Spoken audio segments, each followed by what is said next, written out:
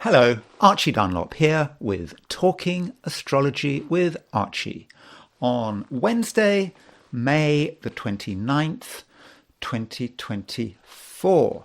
So I've been looking at the comments to my last video and I think I got a little bit of criticism for my coverage of Meghan Markle. Someone suggested that perhaps I have been looking at her chart too much. Well, the thing about Meghan Markle is that she's got a timed chart. It's good to have a chart which has got a time, and it's a very strong chart, and it's a very clear chart, and it's a chart of someone who everyone knows about. So it's kind of not surprising that people talk about her chart quite a lot. At least I talk about her chart quite a lot. Although I do actually think that I am past peak Meghan Markle. I'd certainly find her chart interesting, and I do have a lot to say about her. But I think she has gone past her peak, and it's just a reminder that there are always charts that people find interesting at a particular time. I mean, for example, there was a time when I think astrologers always used to look at the chart of Charles Manson. Charles Manson's horrific crimes, the Manson murders, the killing of Charles Tate. It sort of fascinated a generation.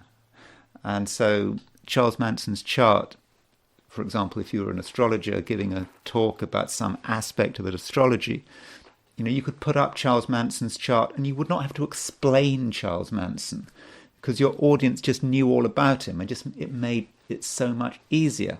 Likewise with Meghan Markle, I don't have to explain her. I don't have to say, well, there is this person and this is who she is. No, everyone knows about her. Everyone probably knows more about her than I do. So it is a very good chart to explain certain astrological principles, but everything reaches its sell-by date, and I suppose maybe, as I said, we are past peak Meghan Markle. And of course there's the added attraction with Meghan Markle is that there's controversy there, and of course she links with the royal family, and these really are perennial favourites.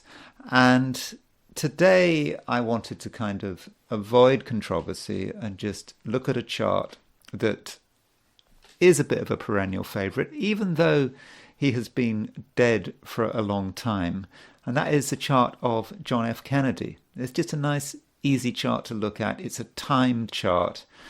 And today, May the 29th, would be his birthday because he was born on May the 29th. May the 29th, 1917. So he would be 107 today. So I thought that would be a good opportunity to look at his chart, look at the chart of his death. Yes, I've looked at his chart before, but such is Kennedy's stature and reputation that I think a lot of people listening to this, I hope, or everyone listening to this will have heard of him, but will also know something about him. So I think it's a nice sort of straightforward thing to look at, especially as it is his birthday. Now, there is another anniversary today, May the 29th, 1453. It is the anniversary of the Fall of Constantinople. So this was a huge event in the history of Europe. Constantinople, which was the capital of the Eastern Roman Empire, it fell to the Turks on this day in May the 29th, 1453. I'm going to quickly look at the chart of the Fall of Constantinople, but I'm just warning you, it's not a very interesting chart. I'm kind of a bit disappointing, but I'm still going to quickly look at the chart. But my main theme today is going to be the horoscope of John F. Kennedy. But before I look at the Fall of Constantinople and John F. Kennedy, I'm going to consider the astrology for today, as well as the I Ching. And today is Wednesday, May the 29th, 2024. So here is the position of the planets for today. I've set this chart for noon on May the 29th, 2024. And you will see that the moon is at 2501 Aquarius. So really for most of us, the moon is going to be in Aquarius all day. And the moon, while it's in Aquarius, it makes a square to Mercury, makes a square to Uranus, and it makes a sextile to Mars. And so there we have it. There we've got the Mercury-Uranus conjunction forming, and there's the moon making that square to the Mercury-Uranus conjunction, and there's its sextile to Mars. So, all things being equal, the moon is relatively objective in the sign Aquarius. It's an air sign. The moon in an air sign, maybe doesn't work too well in a sign that is so analytical, is into thinking rather than feeling. But many of us may be more independent-minded than usual, and we may want to do things our way. And if we can't do things our way, we might get upset. After all, the moon is making a square to Uranus, and so moon square Uranus is about being very jealous of our independence. We want people to understand that we have our way of doing things, and our way is the best way, at least from our particular perspective. So we need to be careful that we don't push things too hard. We don't want to be too stubborn about our views, but we also have to understand that other people can be very stubborn, and if they have particular views, particular beliefs, particular ideas, it may not be worth our effort trying to change those ideas. Now, we do also have this build-up to the Mercury-Uranus conjunction.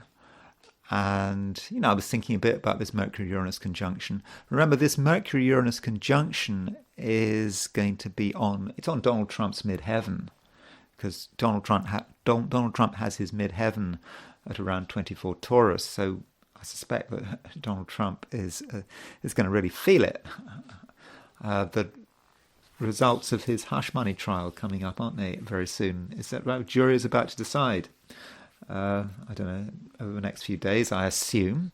But this will be at a time when he has Uranus on his midheaven, and Mercury is joining Uranus on his midheaven. But I'm not here right now to talk about Donald Trump. I just thought I would point that out. Now, the moon does make a sextile to Mars, as I've said, and it also makes a sextile to Chiron. And perhaps what we need to do is focus on that moon sextile Mars, moon sextile Chiron, rather than moon square Uranus. Moon square Uranus can just be independent-minded for the sake of it, and we have to ask, are we being constructive? Yet, moon sextile Mars, I think, is constructive.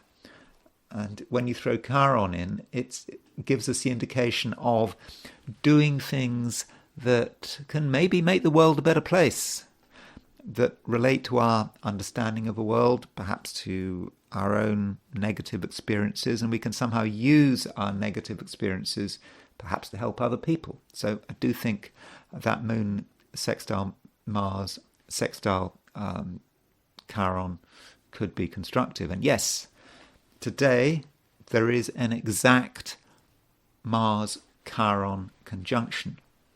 And the Mars-Chiron conjunction could work in a range of ways. I suppose on a negative note, some of us might feel that we can't express ourselves, but we'd like to express ourselves, but there's some wound, some pain from the past that might be holding us back. Now, in that case, maybe the challenge is to get beyond that wound, to get beyond that pain and to move through it and to find a way of being ourselves and for being assertive. If you take the view that that Chiron is a bit of a maverick, we may be inclined to do something unusual. It's something that is a little bit unexpected, and that sort of confuses everyone. That might actually be a good way of being assertive. If we assert ourselves in a way that people don't have a template for dealing with it, we do something slightly out of character, but it's very strong. People just will not be able to respond, and as a result, we may be able to get our way. Though Mars conjunct Chiron, perhaps at the highest level, is about putting energy into helping someone, society, whoever needs it, whoever needs us perhaps to act on their behalf. We can do it with that Mars conjunct Chiron. But we do have to consider the situation. And there is another aspect to consider, and that is the fact that we have got Venus semisquare Mars and also Venus semisquare Chiron. Now, as you know, I treat semisquares as being really important aspects, more important than trines and sextiles. And I think that with this Venus semisquare Mars, there could be issues around attractiveness and charisma and how we attract people, indeed whether we attract people. Venus is the planet of female sexuality. Mars is the planet of male sexuality, as I perhaps say rather too often, but just to emphasize that point. And so when you've got Mercury, Venus and Mars semisquare, there is a certain clash, and that is perhaps a reminder that attractiveness is maybe in the eye of the beholder. Some people find things attractive, some people find them repugnant, and what's attractive to some may be disgusting to another. And so that is something to consider when dealing with other people, when trying to be persuasive. There is a certain tension there, and that tension is wound up with Chiron. We've got Venus semisquare Chiron, and as well as Mars conjunct Chiron, and so we may get some idea about how attractive we are, how charismatic we are. We may get evidence that in some quarters we're not as charismatic as we thought we were, and that might create some kind of wound, a feeling of rejection. So we perhaps have to choose our company carefully. Perhaps we want to make sure that we are in places where people do find us attractive, and avoid places where in the past we haven't had much of an impact. But I do think that is quite an important lineup, that Venus-Mars semisquare with Chiron thrown in. And Venus and Mars are both aspecting the same midpoint, and that midpoint is actually a bit heavy. It's the Pluto Hades midpoint, and Pluto Hades midpoint is somewhat dark, and it relates to things happening under the surface. In fact, I'm going to just quickly look at Alfred Vitter's Rules of Planetary Pictures and just see what he says about Pluto Hades. He says, unreliable, failure to act, dishonesty, downfall, to be on a decline, an evil change. The attitude or condition worsens. So that is rather negative. And so Venus-Mars, that semisquare, may make us aware that some things are not in good shape, because Pluto is about transformation, and Hades can be about garbage, and it can be about decay. And so perhaps we do get this sense of decline. And so with Venus-Mars on both of them, on the Pluto-Hades midpoint, I think that we may just become aware that certain things are not right, that certain things are on a decline, and maybe we have to consider the possibility that where we used to have an impact, we no longer have an impact, perhaps because things have changed. And so maybe what many of us need to do is we need to move on. Places that worked in the past, where we could be effective, have just gone past their peak, I suppose. And yeah, we need to perhaps look towards the future rather than the past. Turning to the heliocentric picture, let me just look at the heliocentric view. So this is the solar system. If you put the sun at its center, and that Mars-Mercury conjunction, which was exact yesterday, is now breaking up. That is a reminder of how fast Mercury moves from a heliocentric point of view. So yesterday, Mercury and Mars were at 19 degrees Pisces, both of them. Mercury is now at 23 Pisces. So basically, from a heliocentric view, Mercury's actually moved 5 degrees in a day, which seems very fast. But that's a reminder that heliocentrically, Mercury takes, I think, 88 days to move around the Sun. So it's really fast. It sort of moves at the kind of speeds one normally often associates with the Moon. I mean, not quite, but it's like kind of closer to lunar speeds than sort of regular inner planet speeds. And so that Mercury-Mars conjunction, its effect was really very much about yesterday, and it's starting to dissipate now. So I don't think that is so much to worry about.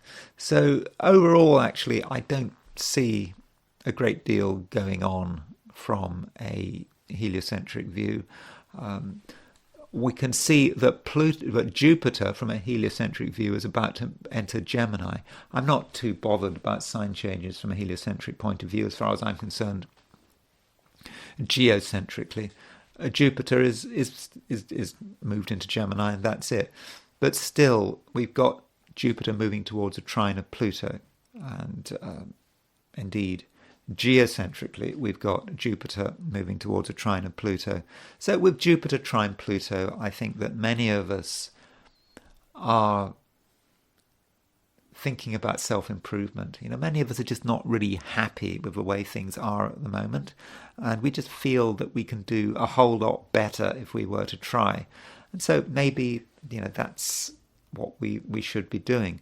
Now, if there is an aspect forming, Venus is moving towards an opposition of the Earth. And from a geocentric point of view, that actually means that Venus is moving towards a conjunction of the Sun. And there is a Venus conjunct Sun forming, because Venus is just going slightly faster from the Sun from a geocentric point of view. From a heliocentric point of view, Venus is going substantially faster from the Earth. But with Earth opposition Venus, I think that there can be issues about how we relate. Sometimes we may not be able to relate in a particularly effective way, and maybe that links with what I was saying with Venus and Mars being in semisquare aspect. Perhaps our attempts to relate to people are not going to be entirely successful, and we'll just not make the right impression. But we need to think about it also from our perspective. Think about all the people who are trying to get to know you over the next few days. How are they doing? Are they being successful about it? Think about your reactions to other people, particularly if you don't know them well. Are you feeling good about them, or are you feeling repulsed, feeling these people aren't, or at least feeling that these people aren't on your wavelength? So always consider it from both ways. But that's it with the heliocentric solar system, and I now want to look at the astrology for the 12 signs. So these are my forecasts for today, which is Wednesday, May the 29th, 2024, for the 12 signs. Okay, here goes. Okay, sorry, I got that wrong. It's not May the 24th, is it? It's May the 29th. So these are my forecasts for today, which is Wednesday, May the 29th, 2024. Aries. You know, Aries, that there is something that has to be done. You know you can do it. You're absolutely sure about it. And you're just ready to take action. But at the same time, you're wondering whether or not you've got the support. You might feel that you're acting as a lone operator, that other people may just not be on the same wavelength as you. And you're asking perhaps whether it's really worth going out on a limb. Well, you do have to think about obligation, and that sense of obligation comes from yourself. You know, Mars is your ruler. It's still quite close to the North Node. North Node is about where you should be going. And Mars is in Aries. It's a strong placement for Mars, and Mars is conjunct Chiron. And I think, Aries, you can see that there are things wrong with the world. And I think privately you believe you can actually make things better. And I think you would be right. But I suppose you have to weigh up your capacity. Okay, you haven't got all the strength in the world, that's true. But you've got enough strength. So what you need to do, Aries, is choose your targets carefully and make sure you're putting your energy in the right direction. You know, you are here for a purpose. You are here today for a purpose. And you have been given, I think, one challenge. And I think it's up to you to identify that challenge and act upon it. And your job, Aries, is not to make yourself popular. It's to do what is right. In fact, there's a good chance if you do what is right today, you're not going to make yourself popular. You may attract criticism. You may be wondering, what are you doing? Now, of course, I don't want to encourage you to do something that is dangerous or is going to be damaging, as even damaging to your reputation. It won't be damaging to your reputation. In fact, it may be a situation where you think an action is going to be damaging to your reputation, but it's not, provided it's right. And as I've said, I do think that you do have a strong sense of what is right. But as far as relationships are concerned, you know, perhaps relationships with just people you perhaps known for some time, you know, people who are not part of today's core mission. As far as those kind of relationships are concerned, you can't expect things to run smoothly. After all,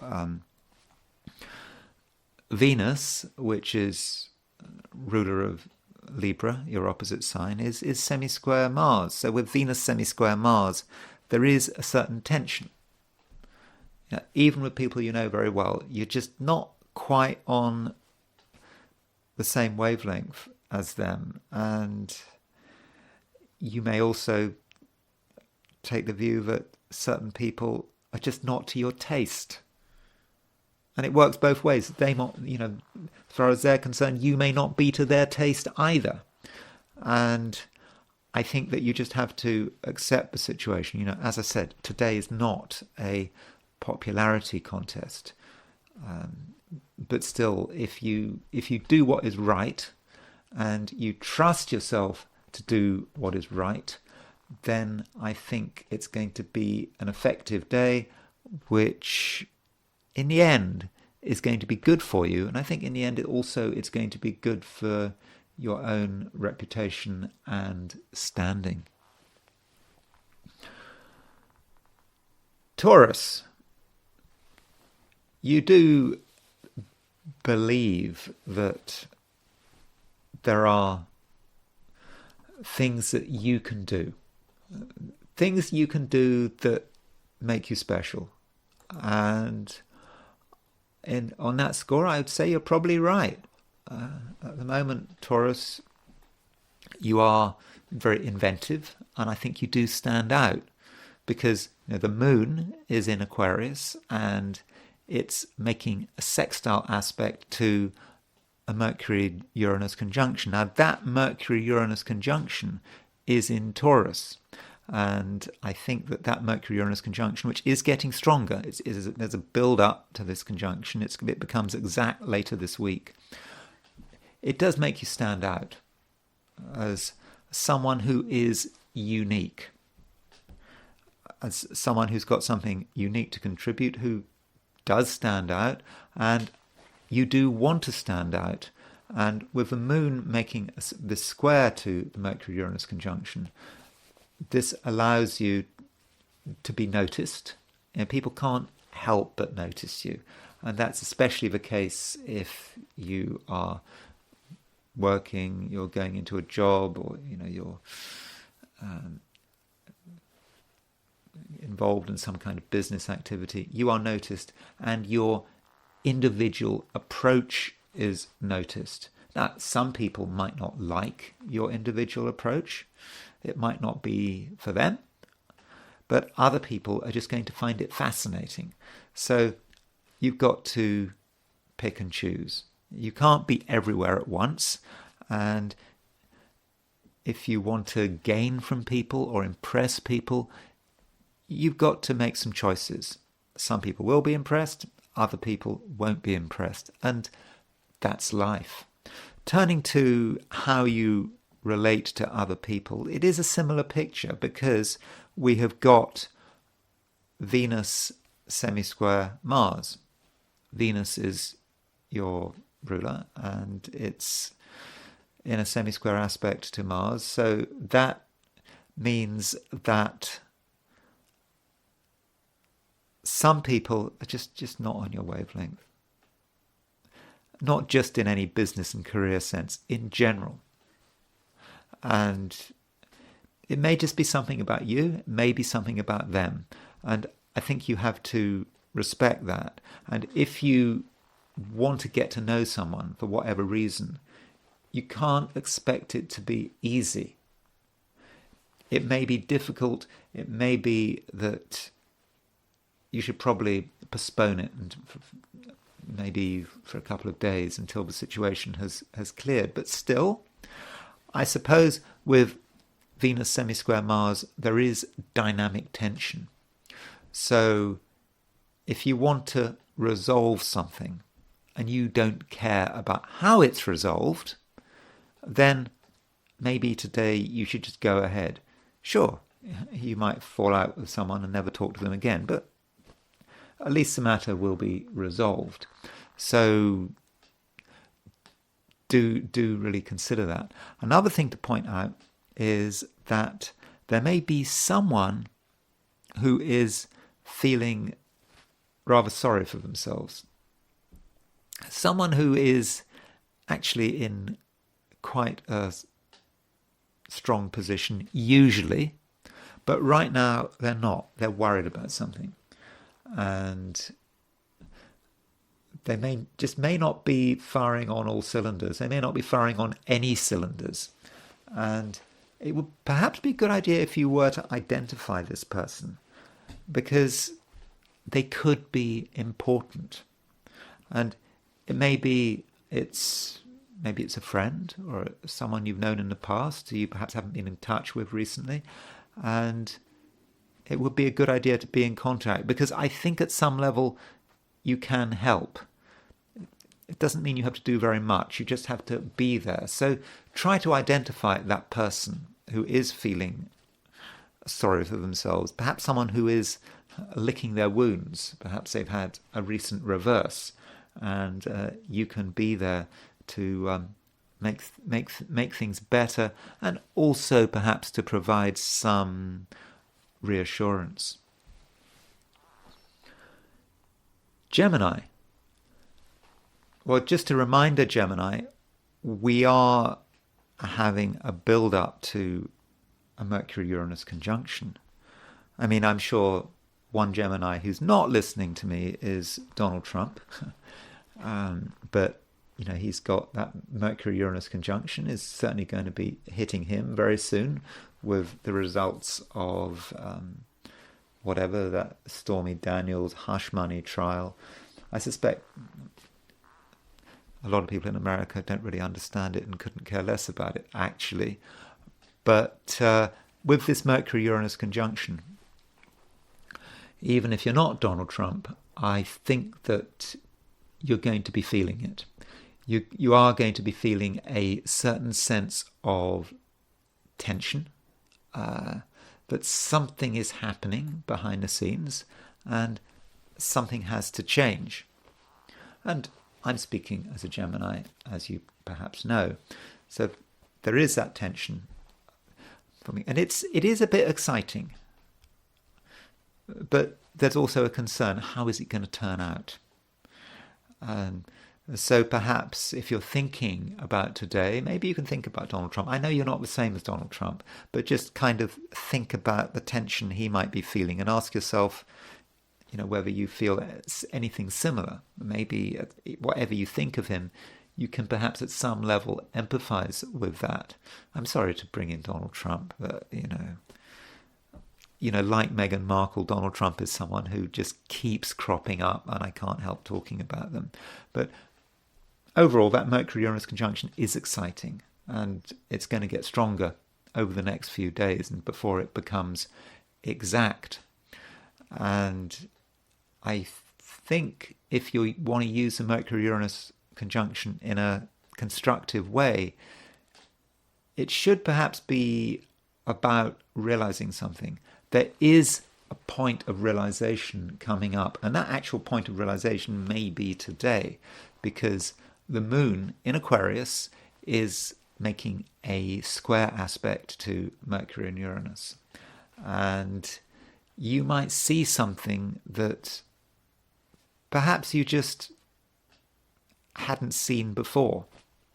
And as a result of seeing it, things will change and your priorities will change. And you might realize that something is maybe not quite right.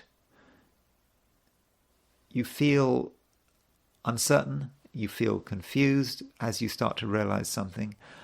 And that uncertainty and confusion is absolutely reasonable, because you're perhaps seeing that something is not quite for you. Something you thought was okay is not okay.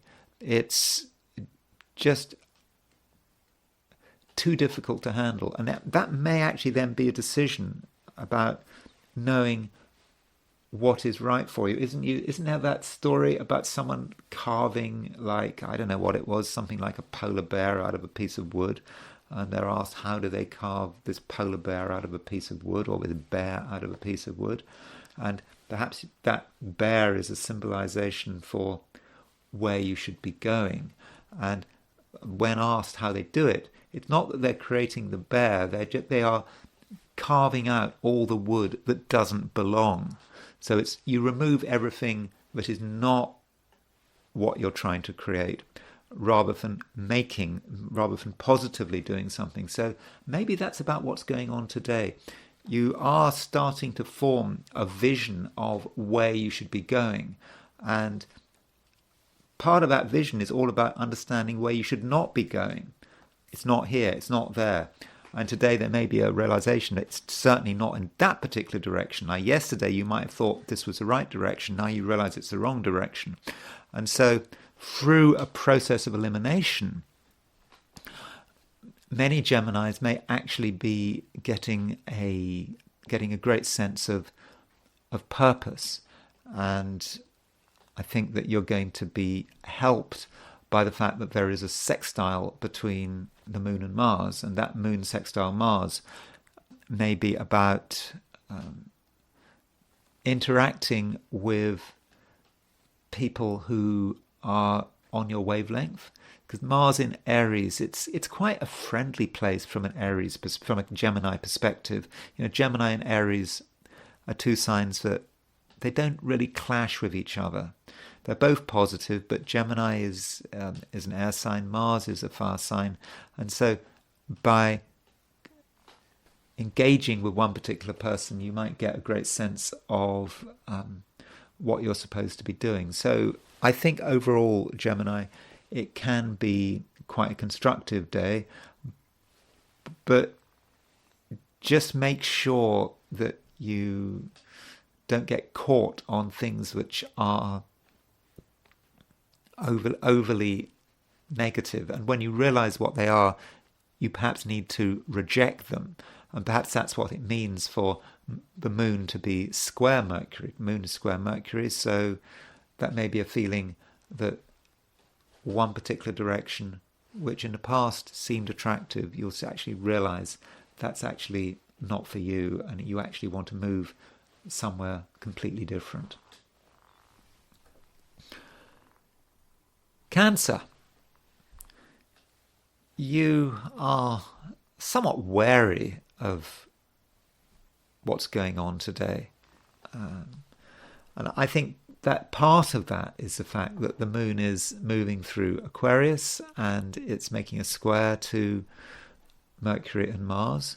So, of course, the moon is your ruler. And with the moon in Aquarius, you're feeling that things aren't quite right, that you don't want to reveal too much, and you don't want to get emotionally involved, because as far as you're concerned right now, emotional involvement is complicated, and it just really doesn't make anything easier. And that moon in Aquarius, it's square Mercury, square Uranus.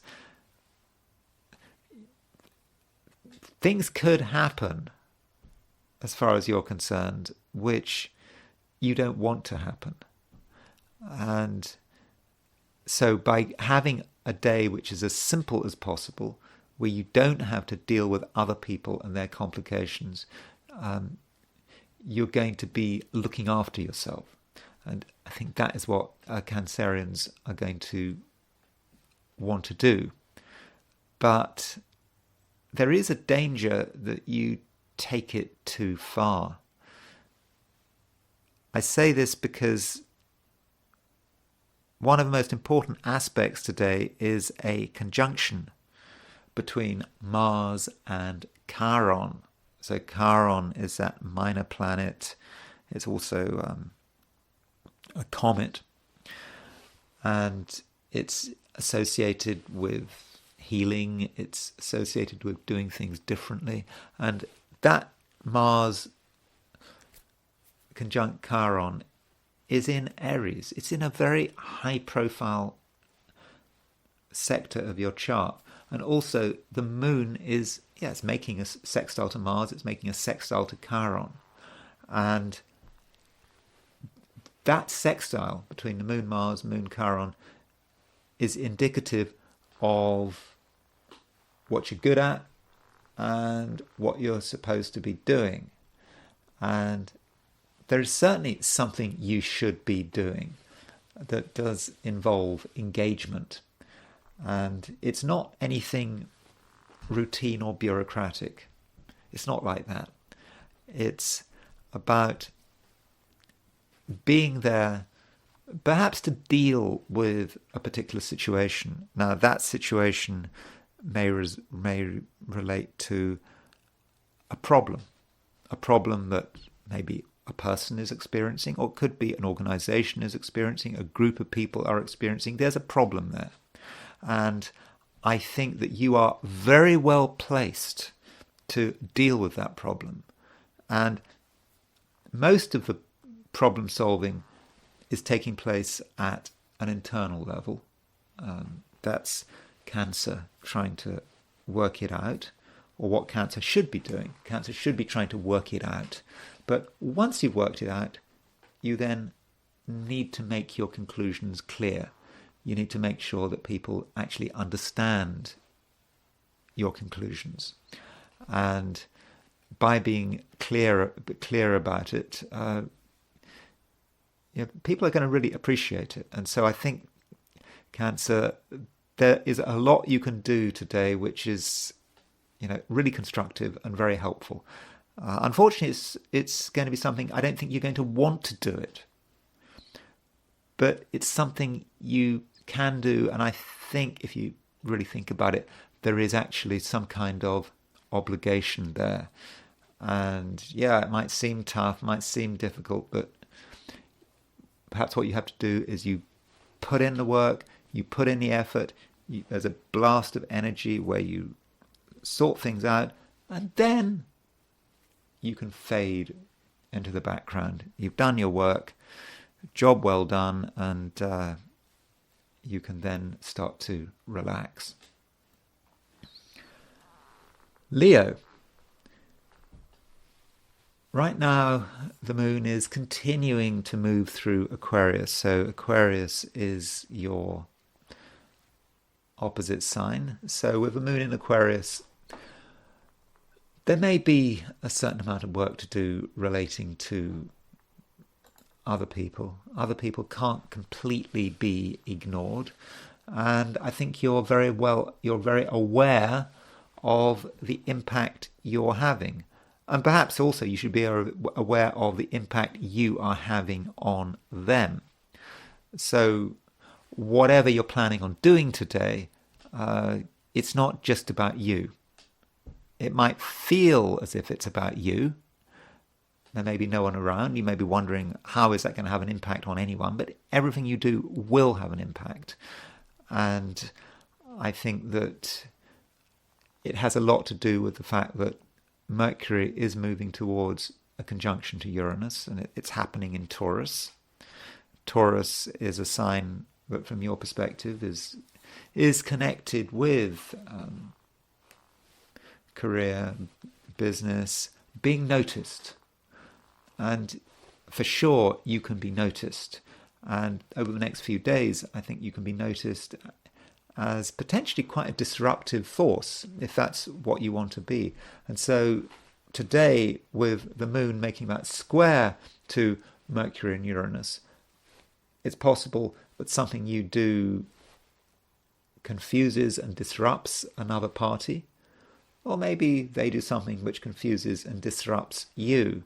And it's tempting to overreact.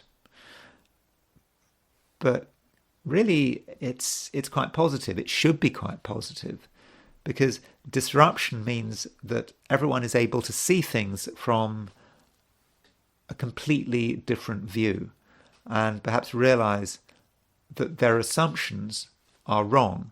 Indeed, you might realize that your assumptions are wrong. And once you realize that your assumptions are wrong, or at least need to be adjusted, then that allows you to move forward and make some very real progress. Though I think you have to recognize that you do have a lot of power. I think it's more likely to be you doing the disrupting. And if you feel that things aren't entirely going your way, that perhaps you've been losing control a bit over the last few days, your initiative can change everything. Now, that's especially the case if you have a position of authority anyway. It doesn't have to be in a career or business setting. It could be in your home. It could be in some organization you're involved with. But you do have a strong sense of what you can do. And if you assert your power and you make it clear that you're the one who is in authority, you're the one in control, then I think people are going to listen to you. Even if, strictly speaking, you're not the one in authority, you're not the one in control. So some Leos may be able to almost fake authority, claiming to have authority you don't have, and people will just accept it. Oh yeah, they seem to know what they're doing. And I suppose that would be particularly the case, if you're dealing with a load of strangers and everyone is confused, no one knows what to do. But if you just stand up and say, well, it's like this, and we should be doing that, then I think people will say, oh, well, that's good. At least someone's taking control. So do bear that in mind. So accept the challenges of today, and do consider the possibility that you are the one in authority, even if you start the day not being in authority. Virgo, you continue to strengthen your position, I think, because Jupiter is getting deeper and deeper into Gemini. Gemini is now Jupiter's moving out of the last degree of Gemini, the first degree of Gemini. And so with Jupiter in Gemini, you have lots of ideas. And I think you can also benefit from other people's ideas. So it's your ideas, other people's ideas, and a lot of them are just starting to make sense. And it's the beginning of a process. In fact, it's the beginning of a process that is going to last over a year, where you bring these ideas together, work out what works and work out what, of course, doesn't work. Now, it could become a bit chaotic, and I think that may be something that Virgos are starting to experience, that more information is coming in, more ideas are coming in, you're aware of lots of different possibilities, but which possibilities do you go for? You can't go for everything. And at the same time, you mustn't be in a great hurry to make up your mind. Sometimes it takes a long time to sort out all the information, all the ideas coming in. And what creates extra confusion is the fact that we have got a conjunction between Mercury and Uranus. And this conjunction between Mercury and Uranus is not exact. It's exact in a few days' time. And it is potentially quite exciting. And it's triggered today by the moon, because you've got the moon today is square Mercury, square Uranus. And you're seeing things in a new way. As I've already said, you're getting new ideas, but some of these ideas may be quite dramatic, as if they sort of come from nowhere. And there could well be a spiritual or philosophical dimension to this. Things suddenly occur to you, and you realize how things are and where they're going. And it could be very beneficial. It could actually be a little bit shocking. You might actually realize that something you thought was a really good idea is actually a potential disaster.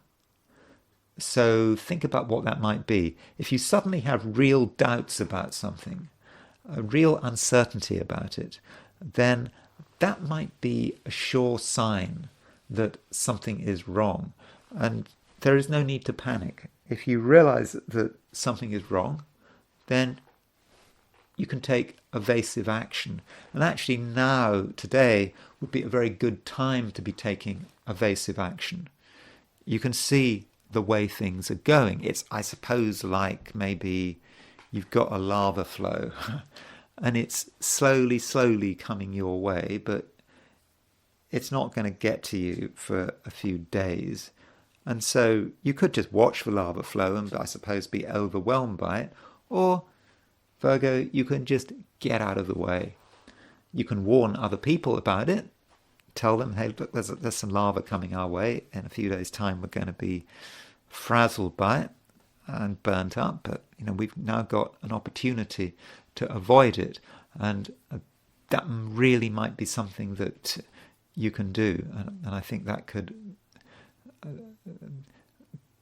be something important. But because by avoiding that lava flow, you'll be actually creating new opportunities. So you avoid a problem, and in avoiding a problem, you create an opportunity. So kind of that's a situation where a minus and minus is a plus. So that's something you can actually take advantage of. I'm not quite sure how you're going to take advantage of avoiding it, but somehow the very act of avoiding a problem, that lava flow, is going to be quite energizing. And with that energy, you'll be able to really move forward. Because, as I've already said, with Jupiter moving into Gemini, it is a time for Virgos to be moving forward. As far as today is concerned, though, I think it's going to be important for Virgos to make sure that everything is in order, but not too much order. And I think that's how you need to manage new information. I think the problem, going back to that lava flow, the problem about that lava flow is that if there's a lava flow coming your way, but you've created order in the path of this lava flow, you've organized something, and it's you don't want to leave, you don't want to move, because you've created order. And so why would you want to leave? Or I suppose it's like tidying up your cabin on the Titanic. If you've tidied up your cabin, you spent a couple of hours making sure that your cabin is in wonderful shape, but the ship is sinking. Well, it doesn't matter, does it? You've got to move on. So that might be a vulnerability there. Being so concerned about the order you created and preserving the order you have created that you actually don't want to step away from danger. But in reality, circumstances have changed, and it may be that you've wasted a bit of time tidying something up. It may be that the organizational work you were involved with was useful up to a point, but now the point has been reached where you have to move on. So Virgo, it's just very important that you're flexible and that you act in real time. You can't lead your life according to your expectations from the past, because things are changing all the time. But if you're with it and you can act quickly, then I think that today could be really good. And I think, you could be setting yourself up nicely for the immediate future. Libra. I suppose I should point out that Venus is getting quite close to the Sun, getting closer and closer. And I think we saw this also with the heliocentric picture, because from a heliocentric picture, we've got the Earth moving, well, or rather we've got Venus moving towards an opposition of the Earth. And so Libra, I think that at some level you're finding it a little difficult to understand what's going on. There are some things you seem to half get, but you don't completely get. And it may be that certain people are really trying to confuse you, deliberately or not. So if you hear people saying this and saying that and giving advice and giving their view, it just may be really difficult to understand what's going on. And as a result, you may end up taking an action which isn't really based on you. It's based on someone else's advice. And there's a big problem there, because if you take an action that is based on your analysis of the situation and it goes wrong, then you're in control. You understood why you did what you did. If something were to go wrong, you're then in a better position to say, okay, I got it wrong. My analysis was incorrect. I will switch direction. On the other hand, if you do something on the basis of someone else's advice and it goes wrong, you're in trouble, because you don't really know why you made the decision you made. You don't know what was going on in someone else's mind when they told you what to do, when they advised you to do something. So if you are doing anything today, particularly if it's something dramatic, make sure that you have worked it out. Make sure that it's your decision. Make sure it's not some set of decisions that someone else has made for you. Because in such a situation, you really wouldn't have a great deal of power. And I think in general, Libra, you probably have to be wary of other people, because Venus is making a semisquare to Mars, and that semisquare to Mars means that in many cases you and certain people have a fundamental incompatibility. Now, that incompatibility may be short-term. It may be about today and tomorrow. It may not be some lifetime incompatibility. It may be something passing. But in terms of the present, it's very real, that incompatibility. And if there is an incompatibility, as a Libran, you might be tempted to gloss over it, or even to think that it's your problem, that you somehow need to compromise. But that is not really the right way to go about things. I think you have to accept that you are perhaps at odds with another person's views, and you certainly shouldn't be doing things another person's way just to make everyone happy. I think that would be a really bad move. And at the same time, I think this indicates that you do have to understand that the world is complicated. Just because it's complicated doesn't mean it's bad, doesn't mean that you can't benefit from the complications. But, whatever you're trying to do, the important things that you're trying to do, the things that today really matter to you,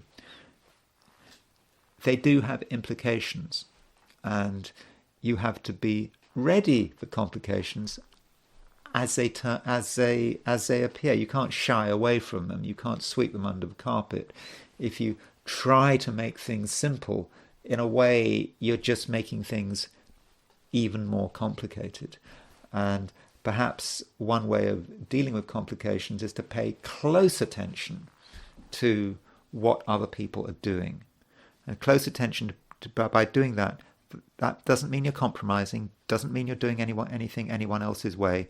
It means you are listening and you're understanding the humans that you are having to deal with, and that might give you a better insight on how to deal with them, and also perhaps how to protect yourself. So I would have said, Libra, today you do need to be on your guard and just accept that few things are going to be simple. And if you take that approach, then I think in the end you'll get to grips with the situation and that the complications will eventually ease. Scorpio. Mars is conjunct Chiron today. And Chiron is this minor planet. It's actually a comet. And this comet, often associated with healing and also with one's own wounds. As I say, with Chiron, the wounded healer. I think that sort of term wounded healer with Chiron is a bit overused. It's not just what Chiron is about. But with that Mars conjunct Chiron, you may have a strong sense of your own vulnerabilities. And I don't mean that in a sense, I mean that in a negative way. I'm not trying to undermine you. We've all got vulnerabilities. But you, Scorpio, I think are very much aware of your vulnerabilities. And I think it's actually a good thing that you are aware of your vulnerabilities. Because through this awareness of your vulnerabilities, you can actually protect yourself. Because the moon in Aquarius is making a sextile to Mars, and it's making a sextile to Chiron.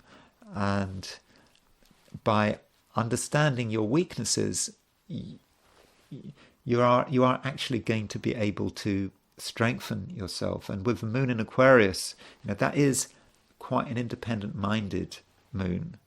And I think perhaps, Scorpio, you want to avoid anything that's too emotional. Yes, Scorpio is a very emotional sign, all things being equal. After all, Scorpio is a water sign.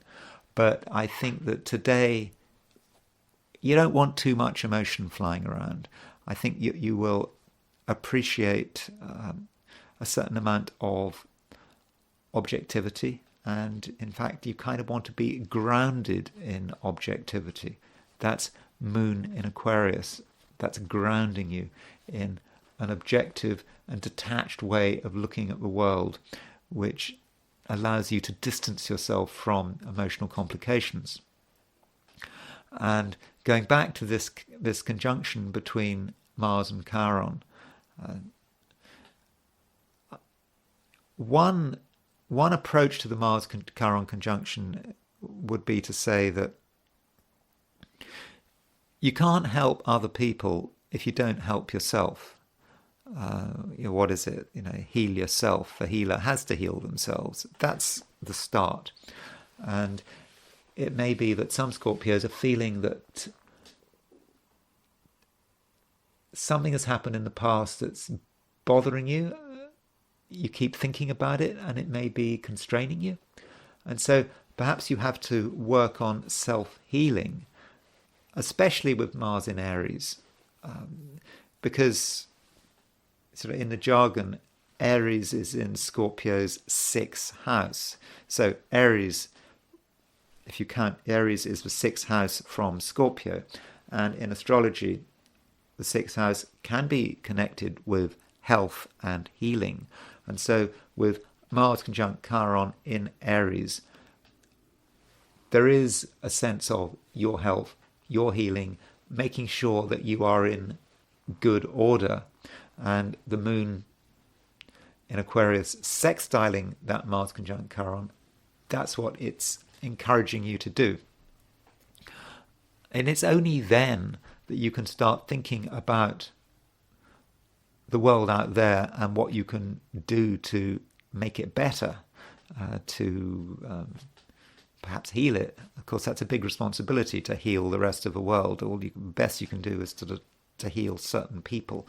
But first, you've got to look after yourself. That's where it all starts, and you've got to make sure that your boundaries are completely secure. Still, looking at Mars conjunct Chiron from a more positive perspective, Mars, as your ruler, is strongly placed in Aries. And Chiron actually allows you to see things differently from the rest of the crowd. One word that one likes to use with Chiron, that in the past a lot of astrologers have used,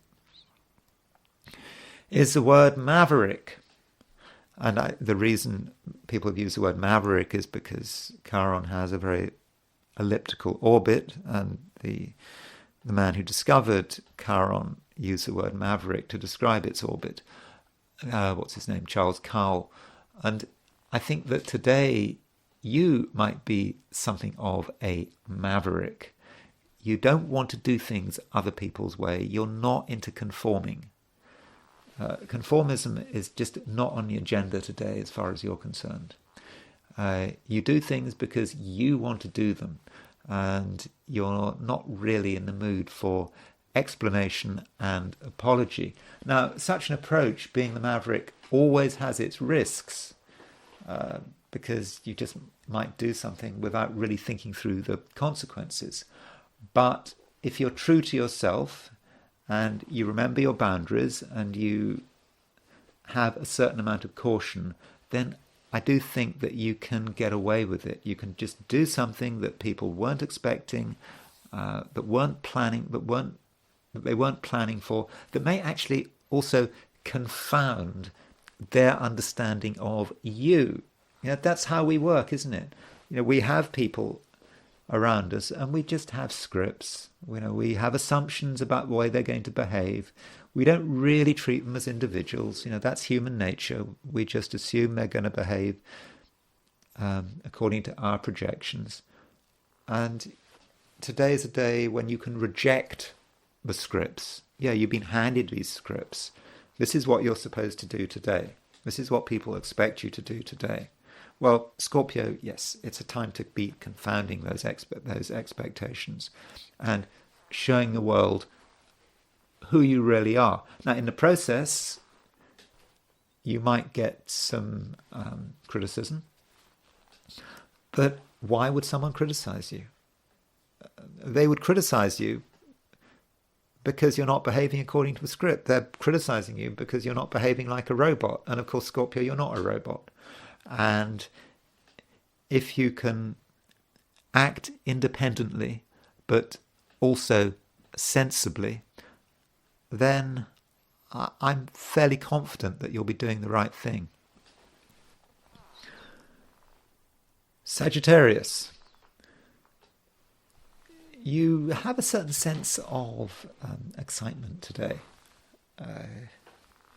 You do feel that things can happen. And I think in many cases, Sagittarius, you can actually make them happen. And in that sense, you are being a typical Sagittarian. Maybe you feel that you're getting your power back. And so maybe you can enjoy the day. But, not everyone is going to be happy about it. I mean, that is inevitable. The moon is making a square to Mercury. The moon is making a square to Uranus. So with the moon making a square to Mercury and Uranus, there could be a certain amount of instability, and pre-existing structures may be threatened. People have tried to build things up. People have had to have, people have tried to create some kind of organization, and there's something about you that is disruptive, and I think that's fine. You've perhaps been sensible for long enough. Jupiter is now out of Taurus. It's spent over a year in Taurus. Jupiter's your ruler. It's now in Gemini, and you now, I think, have a great need for variety, and it needs to happen. So Sagittarius, it's just very important that you don't hold back, and at the same time you have a tolerance of other people, because you're not the only one that wants things to change. I think actually there are a lot of other people that want things to change. In fact, if you think about it, really, everyone wants things to change. So in that sense, you are like a spokesperson. You're picking up not just on your own desires, but on the collective desires. It just happens to be you. You're the one in the middle of a network, and the restlessness in society is kind of personal for you. And I suppose you have to start thinking about what needs to change, and you need to be able to sort of tell people what needs to change. And I think that you'll be surprised by the response. Okay, some people might just not listen, but I think there are other people who are going to say, actually, Sagittarius, you're making a lot of sense. So you may be the sort of a pathfinder. The pathfinder, has a lot of responsibility, and I suppose it's the pathfinder that gets the flack, isn't it? Isn't that how it works? Is a pathfinder? It's like a plane that goes. Is it? I don't really know. Is it a pathfinder? Is like a plane that goes over the target first, gets all the flack, and maybe that's your job, to get the flack, and other people sort of hang back. But you're the one who is making things happen, who's illuminating the path ahead. But that is a typical Sagittarian role, being there out in front and starting to shake things up. And it is about you. You're not doing things because other people want you to do it. You're doing it because that's what you want to do. And it's possible that your own desires, your expression of your creativity may get you flack, may get you a lot of flack, but it's important to you, and you know that you're in the right place, even if not everyone appreciates you being in the right place. Going back to these sort of aeroplane bombing analogies, you know when you're over the target, when you're getting all the flack. And I think that today, Sagittarius, you really are on the moving over the target, and I think it's your intuition that is guiding you, and it's always intuition that matters with Sagittarius. It's like knowing what is right, knowing where the target is, knowing what you're supposed to be doing. And you don't have to think about it, you don't have to analyze, you just know it. And if you follow what you know, I don't think you'll go too far wrong. Capricorn, you are actually quite talented and creative today. More so than you perhaps realise. I understand that many Capricorns like to be modest, and they don't want to show off, and that's fine. It's not about showing off. It's about doing what is right for you. And at the moment, your talents are actually quite transformative. You have this special ability which is coming to the fore today. Now, I know that sounds a bit vague. I know, well, we've all got special abilities. We're all special. Of course, if everyone's special, no one's special. But I am being sincere here. There is something that is special to you. It's a special talent. And it could be about art, it could be about communication, it could be about business. It's just something that you've got that other people haven't got. And suddenly you realize that it's important, that it matters. And you can actually make things happen with it. It can be quite transformative. It needs a little bit of hard work, a burst of hard work, but that is enough. And once you take a stand and you say, I'm good at this, so because I'm good at this, I'm going to start to exercise this talent, you will, I think, quickly see excellent results. And I think that people really will listen to you. Now, in the process, you might become aware of some financial dimension. So perhaps if it's a business, particularly if it's some business talent that you have, very quickly you will see what the financial implications are. And that's a bit confusing because at first sight, Capricorn, you may be a little bit concerned about money because the moon in Aquarius is making a square aspect to Mercury and Uranus. And so Capricorn, with that aspect, you might be wondering, where is this going to lead? How much is this going to cost? But it's not really about money. So don't hold back because you're worried about how much something is going to cost. If this is the right thing, if there's one thing that you need to be doing, don't think about the cost of it, because if you do it properly, it's not going to cost you anything. It only costs you. It's actually only costs you money if you're doing the wrong thing. If you've got your priorities right.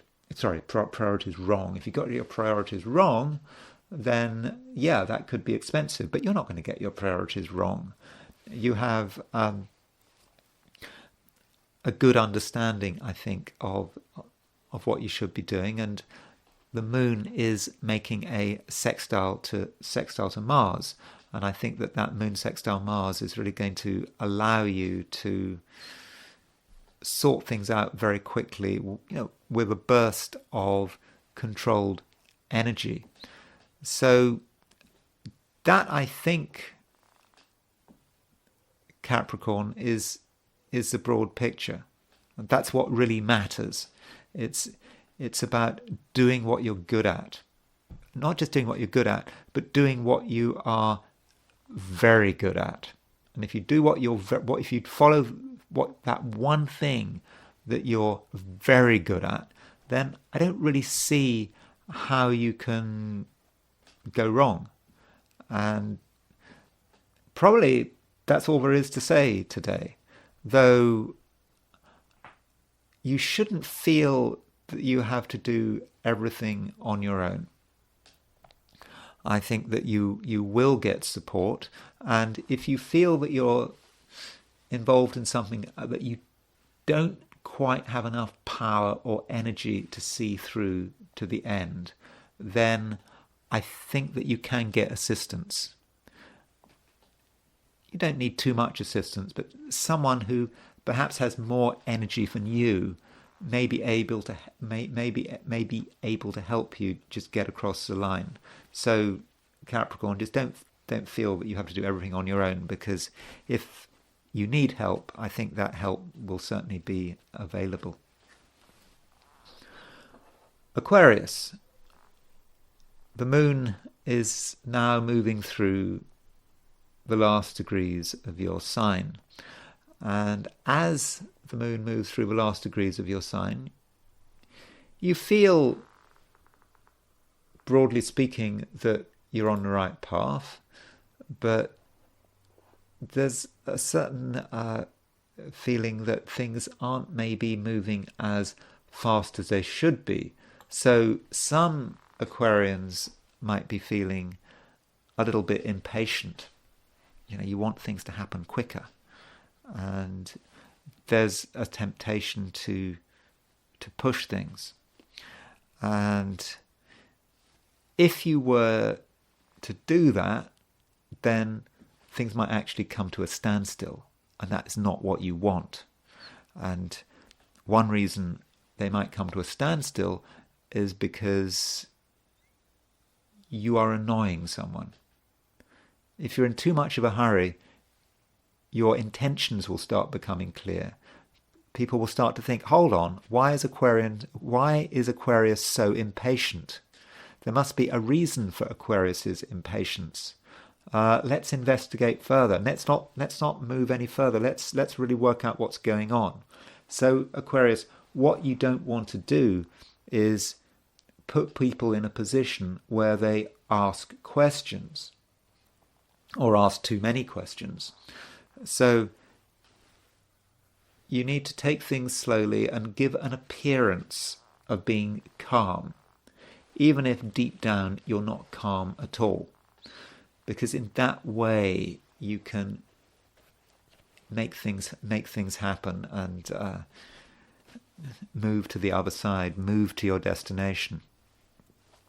As far as where the problems might occur, it might be connected with your home and family. That is possible, because the moon, as it moves through Aquarius, it does make this square to Mercury, square to Uranus.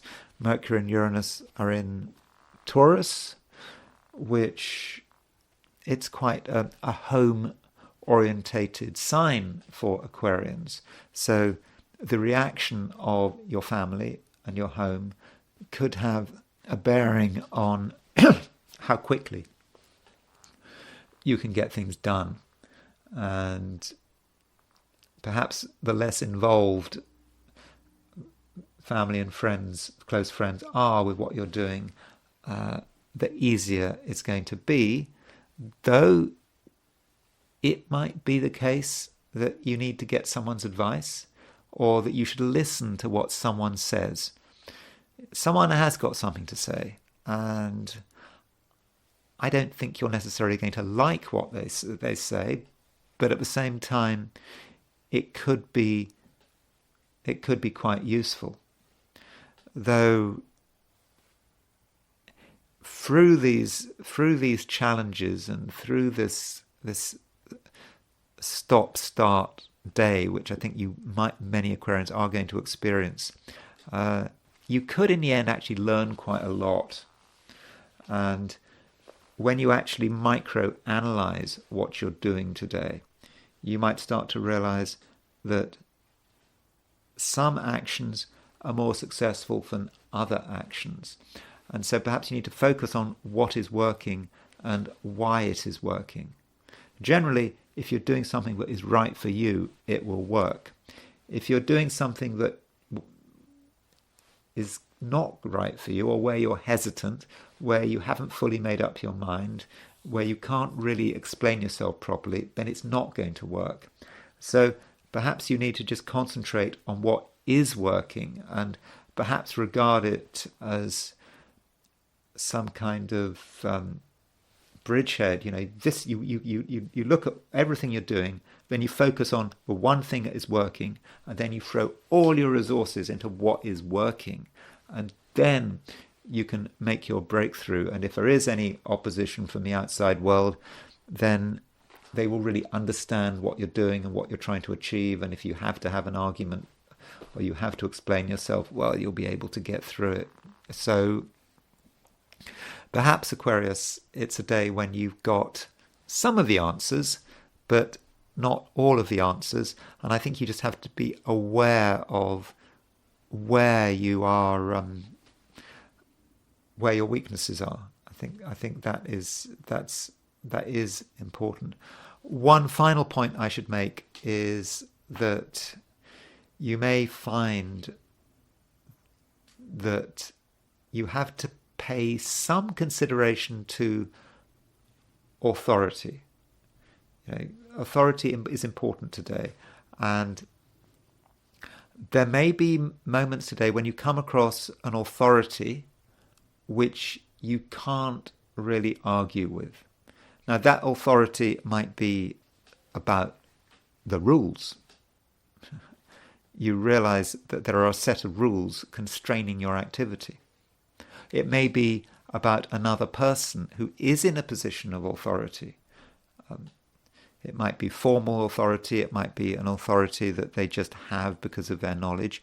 And that person you have to accept that authority, at least in the short term, because you're not really in a position to challenge it. And so in that case, I understand you're an Aquarius, you're independent-minded, but a little bit of modesty and an understanding of your own power and the limits of your own power could be very important. Pisces,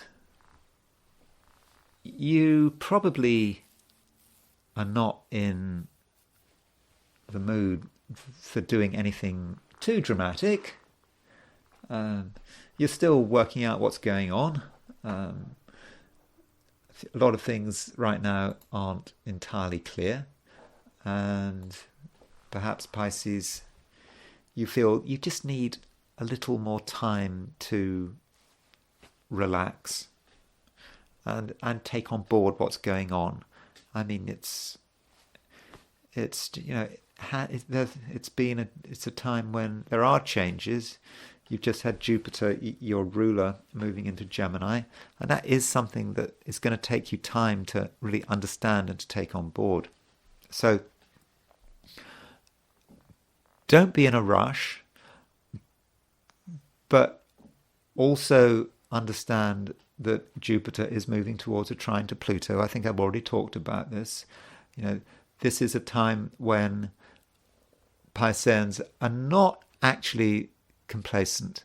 Yeah, sure, you might want to relax today, but you're not relaxing in a complacent way, because I think you do understand that very soon there are things you're going to have to do, and that there's work you're going to have to do on yourself.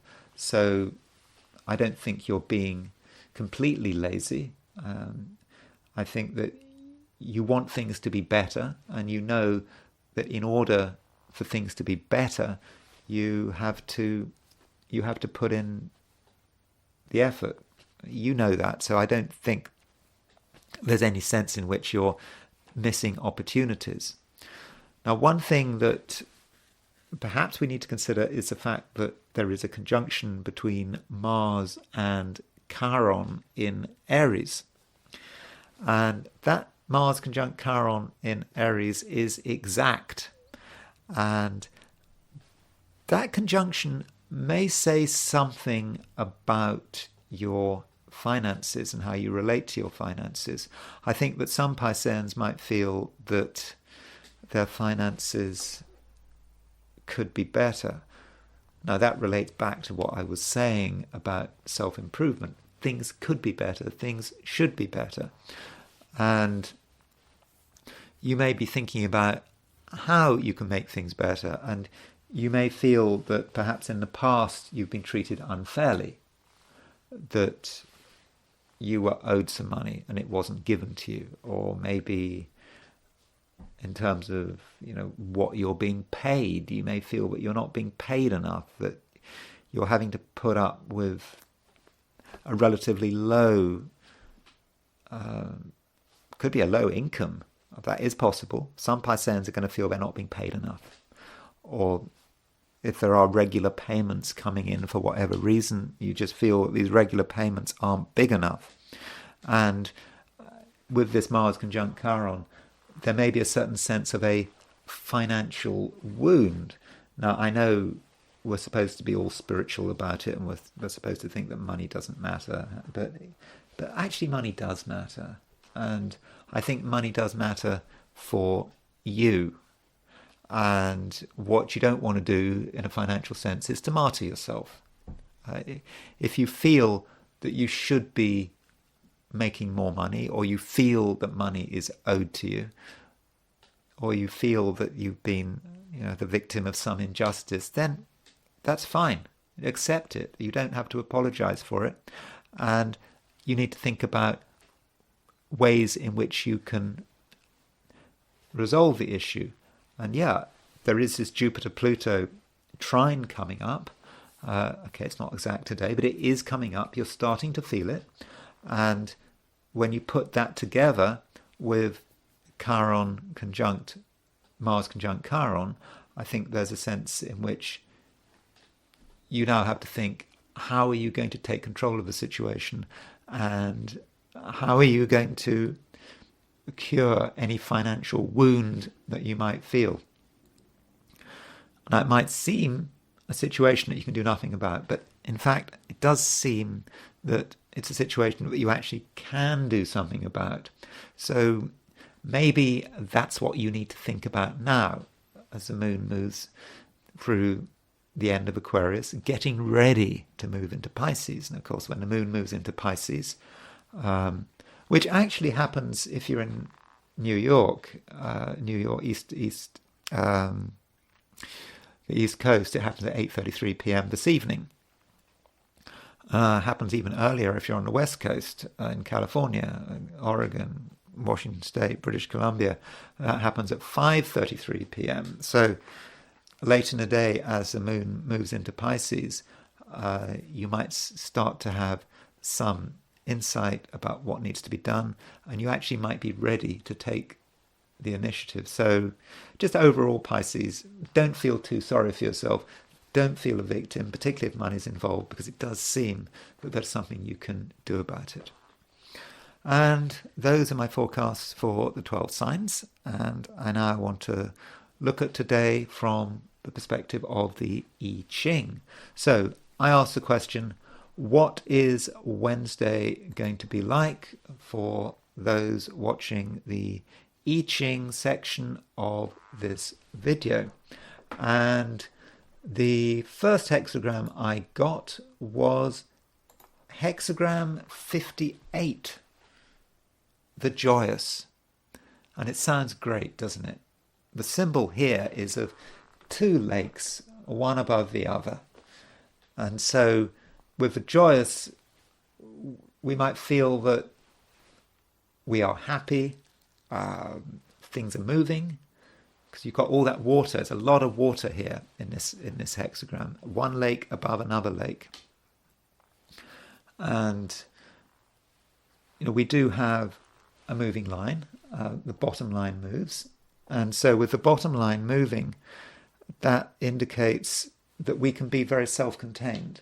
So when we think of the joyous, people being happy, we might be thinking in terms of, I don't know, parties, mixing with people, having fun. But no, we don't need all that to be happy. We can be content, and we don't need to really make a big effort to make things happen. And I think that other people are going to pick up on that self-contained contentness, and I think that they're going to be in a position where they feel that they can trust us. Now, one thing about the joyous is that there is this alternative translation of there are many alternative translations to the I Ching, and in the Wilhelm translation describes it as the joyous, but Greg Wincott's translation describes it as like standing straight,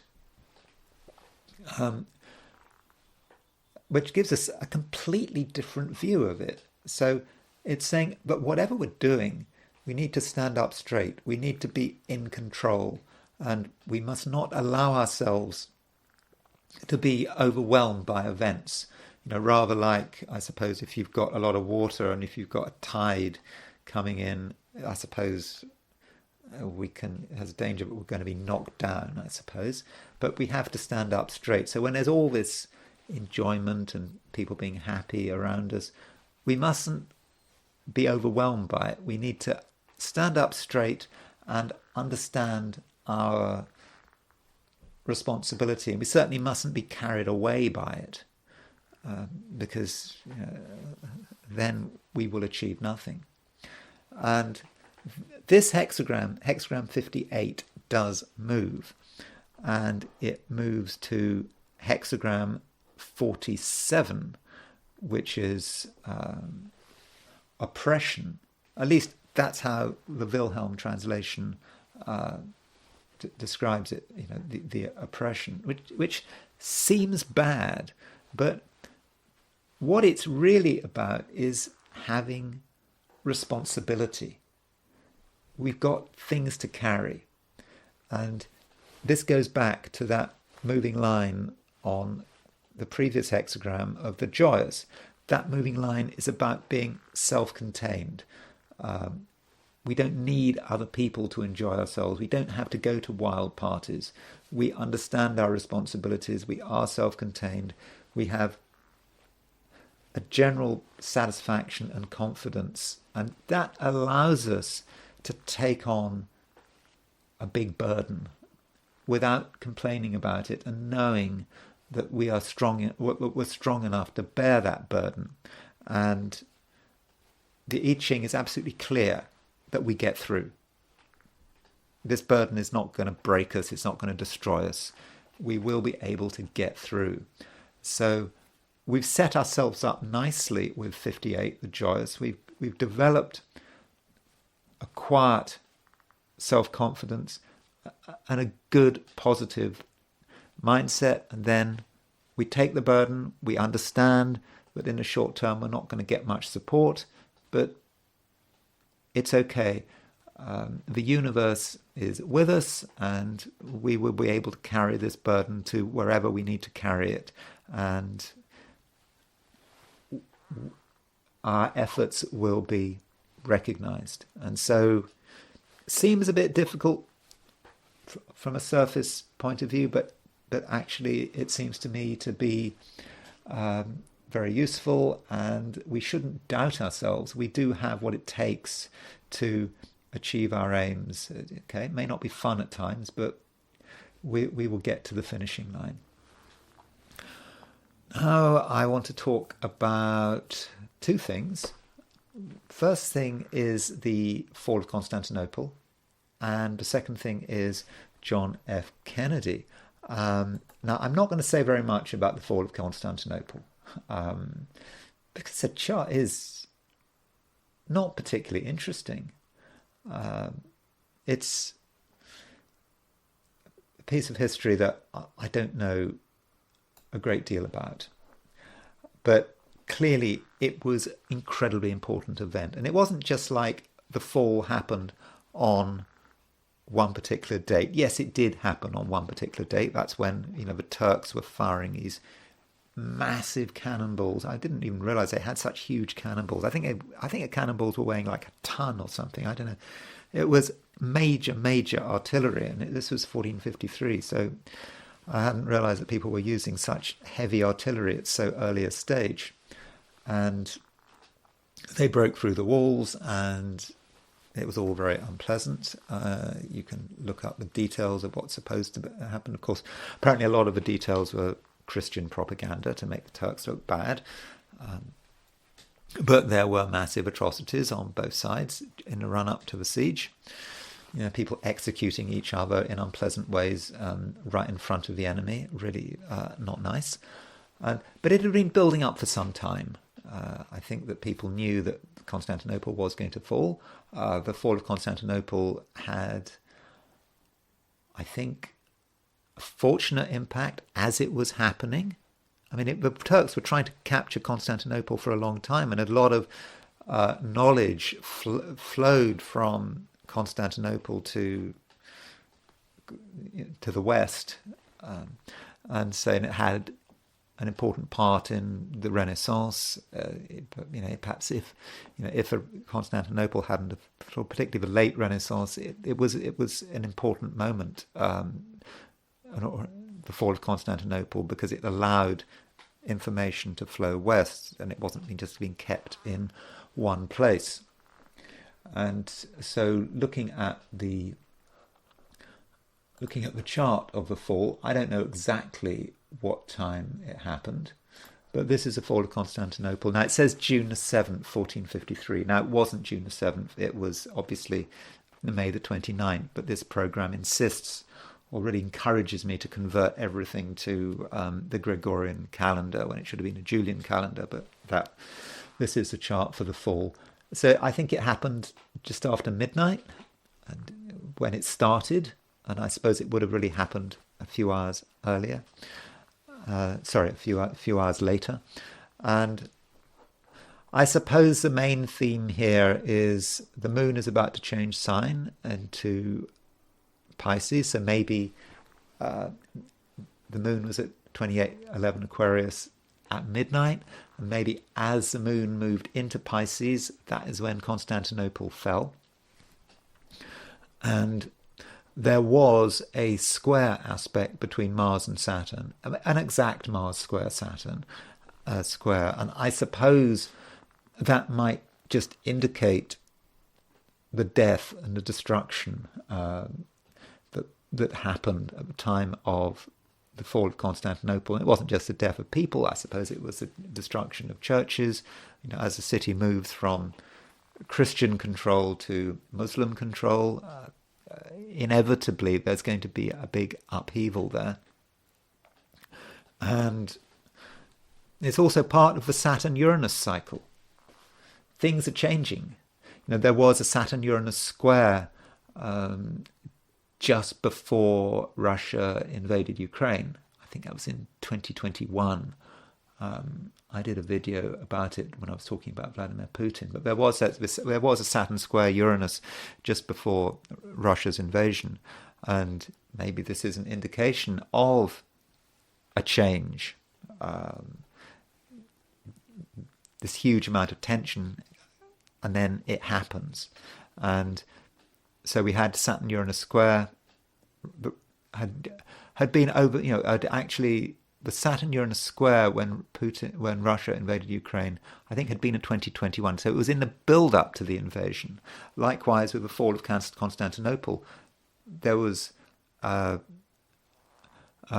in fact the fall of Constantinople, that the Saturn is separating, it would have made the exact square a bit later on, but Saturn is going retrograde. But it's that kind of time that that the world was living in, at least what Europe was living in. There was a lot of tension, and Mars was making a conjunction to Uranus. So Mars conjunct Uranus. Remember, we've got Mars conjunct Uranus coming up in July. So this is a Mars-Uranus conjunction chart, in which Saturn is also involved. In fact, you've got Mars exactly semisquare Saturn, as I've just said. So we can see the death and the destruction there. Sun conjunct the South Node. I'm not quite sure how one would see that. This was, of course, the end of the Roman Empire, because there is an argument that the Roman Empire started in, I think, 27 BC when Augustus became emperor, and it finally emperor in Rome, and then it finally ended in 1453 with the fall of Constantinople. And so Sun conjuncts the South Node may be about the final fall of an empire. And I suppose if one empire falls, another empire will rise. And so maybe with the Saturn-Uranus conjunction, what's going on with Ukraine, we had the Saturn-Uranus square in 2021. Maybe this is the beginning of the fall of an empire. The question is, which empire?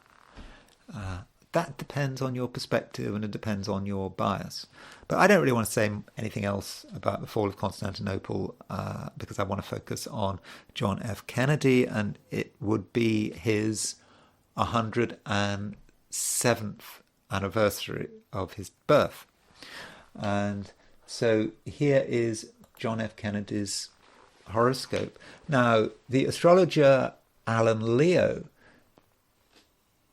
he was sort of Edwardian, so he started working in the early 20th century. He was very popular. He helped popularize astrology. And I think it was Alan Leo that said that character is destiny.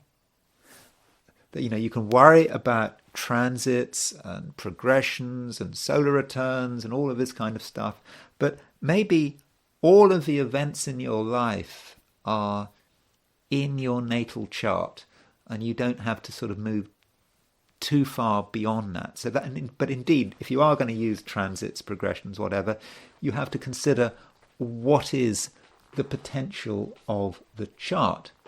And with John F. Kennedy, I think we do see a lot of the potential of his chart. I mean, he's a Gemini. Yeah, we know that. He's got his moon in Virgo. But the thing that strikes me is he's got Mars on the 8th house cusp. Now, lots of people have Mars on the 8th house cusp. And they lead quite normal, uneventful lives. and they don't get shot even if they visit Dallas. And so I don't want to scare anyone by saying, oh, Mars on if the 8th house cut means you're going to get assassinated. But if you make the decision to become a politician or even to become president of the United States, well, you're kind of asking for it, aren't you? You become a tool of the collective, as I like to say. And that Mars conjunct the 8th house cusp becomes a lot more difficult. So when you become president of the United States, got Mars on the Mars on the 8th house cusp, that might suggest that you are vulnerable to murder and assassination. So that might be how we see character as destiny. And he also has the moon in mutual reception to Mercury. So Mercury is in Taurus. So Mercury is in the moon's exaltation. And the moon is in Virgo, which is a place where Mercury rules. And I think traditionally Mercury is seen as being exalted in Virgo. So we have a moon mutual reception to Mercury. And so Moon and Mercury are the two communication planets. The Moon is about emotional communication. Mercury is more about mental communication. And Kennedy was an incredibly effective communicator. I think he wrote books. I think he wrote a book even before the First World War, Second World War, talking about Europe and Britain and his observations. I think, wasn't his father American ambassador in London, I think? And he was a fast speaker. I think of all the presidents, he is the one who was able to pack in so many words per minute. He was the fastest speaker. And so there is his moon Mercury mutual reception, and he was known for his intelligence. Then his Venus and his moon. Now, because what we're trying to do is we're trying to sort of pick out the aspects of his life that we know. We know he was assassinated. We know he was intelligent. We know that he was an effective communicator. We also have the question of his I suppose, his infidelities and how he behaved in the White House. You think about Clinton having all these issues with Monica Lewinsky, but I mean, what Clinton was up to was nothing compared to what John F. Kennedy was up to. So kind of poor Clinton was doing stuff which would be pretty mild compared with John F. Kennedy. And we don't see a Venus-Mars conjunction here. We might have expected to see a Venus-Mars conjunction because I suppose we're talking about a Venus-Mars aspect, not a conjunction. We might want to see that, but we don't.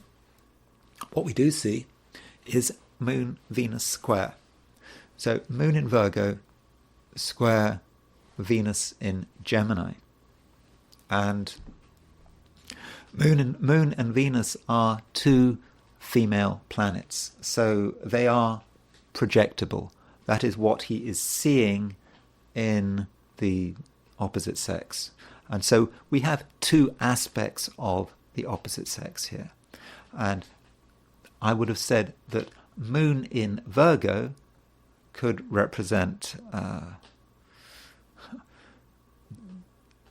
woman who is perhaps maternal. It could also represent a woman who is pure.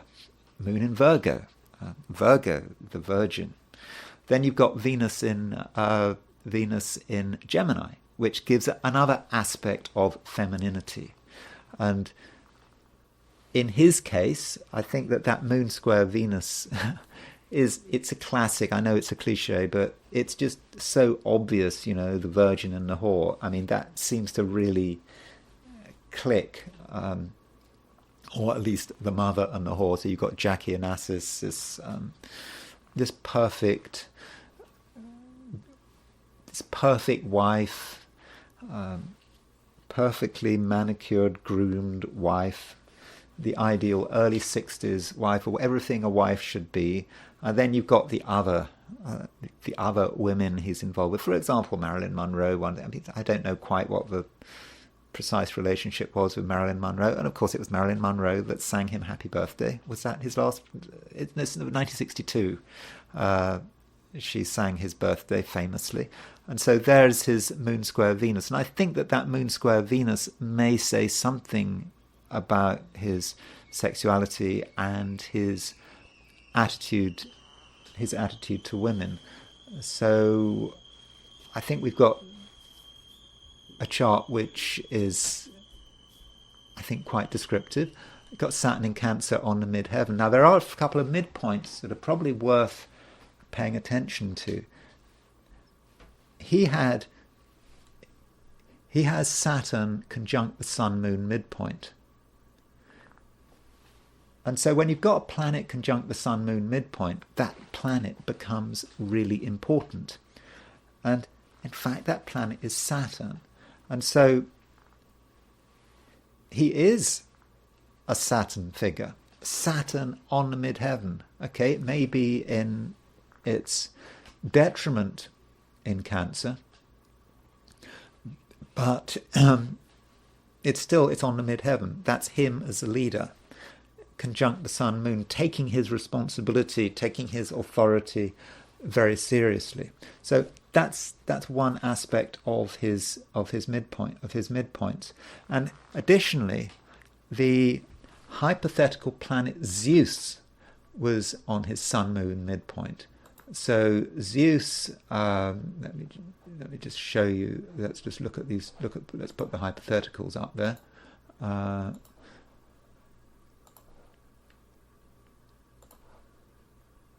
So there is Zeus. So he had Zeus conjunct Saturn. Zeus is one aspect of Zeus is Zeus. I suppose you could see Zeus in a sexual sense. Zeus, we know about Zeus's desires if you go to Greek mythology. Zeus is also potentially about shooting and gunfire. Zeus is about dramatic events, and Zeus is conjunct Saturn. Let me just see what Vita says about Zeus on the Sun-Moon midpoint. I haven't checked this. I should have looked beforehand to see what it says. So Zeus on the Sun-Moon midpoint. He says, Zeus, days and hours in which a great deal is accomplished. The daily urge for productive activity. So, that is that's nice, but I don't think that Vita gets the whole thing. I mean, Vita does also talk about, Zeus, from what Vita would said, here is someone who's able to accomplish a great deal. Huge amount of activity there. But I think we also have to see Zeus in terms of the sexual element aspect of Zeus, plus the fact that Zeus is often connected with gunfire and explosions and shooting. And there may be a hint there about his assassination. And there is another midpoint that I find really, really interesting, and that is his Mars-Saturn midpoint. So there is his Mars-Saturn midpoint.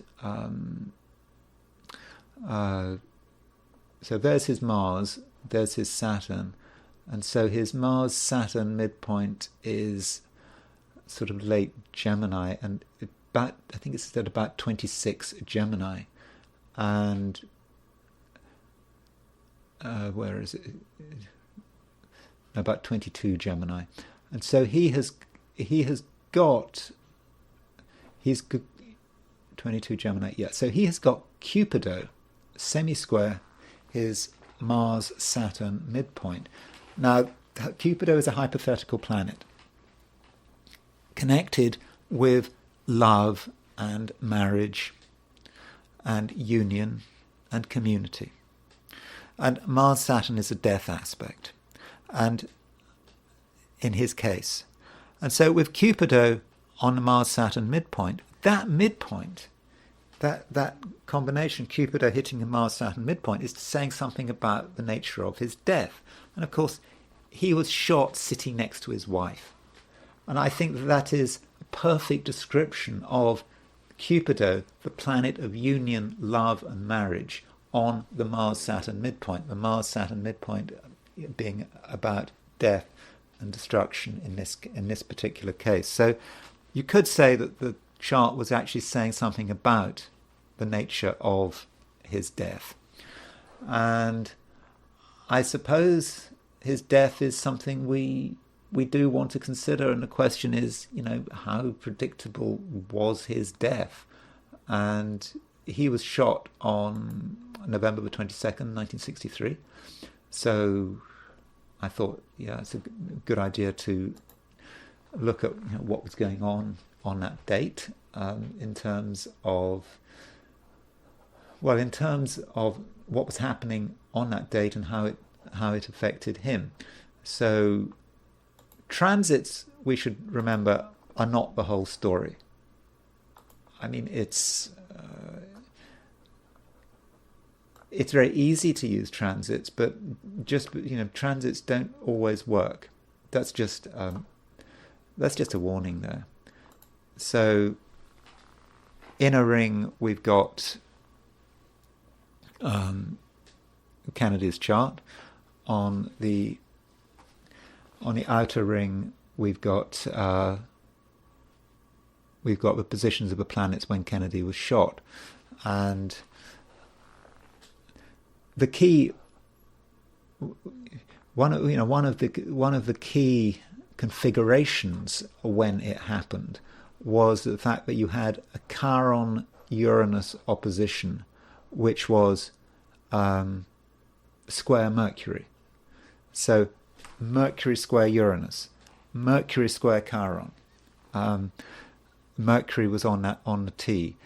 Mercury was okay. It was kind of opposition his sun, but it was because Kennedy had his sun at around 8 Gemini, but it wasn't exactly there. Likewise, he's got Neptune in Scorpio opposition his Mars, but it's 3 degrees off, so it's not exactly there. So I'm not convinced that the transits were in themselves telling us a great deal. I mean, it is an important chart. I mean, you can see that there's something really very major going on here. I mean, if you look at the assassination chart on its own, you see that Saturn's rising, and it's sort of square. Saturn's rising. It's square Neptune, and there's Mercury on the Uranus Chiron T. You'd expect Mercury. You'd almost expect that to be about the death of writers, wouldn't you? You could argue Mercury square Uranus, not necessarily the death of presidents. And so that's his direct transits. I then wanted to consider his converse transits. So you can look at transits in 2 ways. You can make them go backwards, and you can make them go forwards. And so if we look at his lunar return for his solar return, his converse. Okay, we'll start with his main solar return for 1963. So if we go to Kennedy's chart,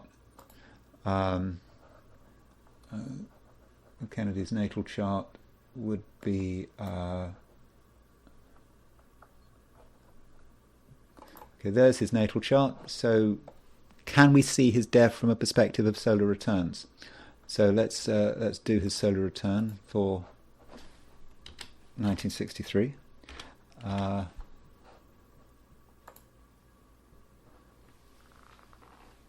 I think this solar return looks quite good in terms of describing something really quite dramatic. Now remember, this solar return is set for Brookline, Massachusetts, where he was born. That's how I do my solar returns, by and large. I don't do it where he was at the time. So there is Uranus, Moon, and Pluto. They're all on the midheaven. So he's got Moon close to the midheaven, Pluto on the midheaven, Uranus fairly close to the midheaven. So this conjunction hitting a midheaven, we could see that something big might be happening. And then the Sun is square Pluto, so he just had his Pluto square his Sun, but the Sun is in the solar return is applying to the square of Pluto, and we've got Mercury on the 7th house cusp. So a lot of this does indicate that there might be problems. His solar return is really indicating that it could be a difficult year. Then look at Saturn. Saturn is at 23 Aquarius. So Saturn is square Mercury, and Saturn is square the ascendant. And I think that solar return does tell us a lot. This was going to be a dangerous year. I think astrologically we could see this. If we do the converse solar return, which in other words, he was assassinated when he was 46 years old. So if we look at 46 years before he was born, this is the chart for May the 29th, 1871. I don't think that this solar return is as powerful as the direct solar return. The only thing we do see in this chart is that Mars is on the ascendant, and Mars is actually making a sextile to Uranus. So Mars sextile Uranus, you think, oh, sextile, it's a good aspect. But maybe that Mars sextile aspect is saying, oh, it's easy, isn't it? It's relatively easy for Lee Harvey Oswald to kill the president. And so that might be how the solar return works. But I do think that the direct solar return, not the converse solar return, was describing the assassination better. And talking about Lee Harvey Oswald, now I understand that all sorts of people may have killed John F. Kennedy. So Lee Harvey Oswald, you could say, well, he's just one candidate. But let's assume that Lee Harvey Oswald did kill Kennedy. And we might then want to know what were the connections between Lee Harvey Oswald's chart and Kennedy's chart. So there is Lee Harvey Oswald's Uranus. And Lee Harvey Oswald's Uranus was at 20 degrees 57 Taurus. And so Lee Harvey Oswald's Uranus was conjunct Kennedy's Mars. And it was conjunct Kennedy's Mercury. And so Lee Harvey Oswald, in his Uranus was pretty much on Kennedy's 8th house cusp. So I think you could say that Lee Harvey Oswald's Uranus certainly had expression in terms of Kennedy's Mars. So I think we can certainly see something going on there. And I suppose you could say Lee Harvey Oswald's Sun, he was a Libran, right on Kennedy's ascendant. So there's that, but that Uranus seems to be the thing that really stands out. And with Kennedy, we also need to think about his solar arc directions for that time. So here are Kennedy's solar arc directions for November the 22nd, 1963. And so it's useful to consider what solar arc directions he had. So Kennedy was born with a Neptune-Pluto semisextile. That was his generation. Those people born around 1917, beginning of the 20th century, had Neptune and Pluto around 30 degrees apart. So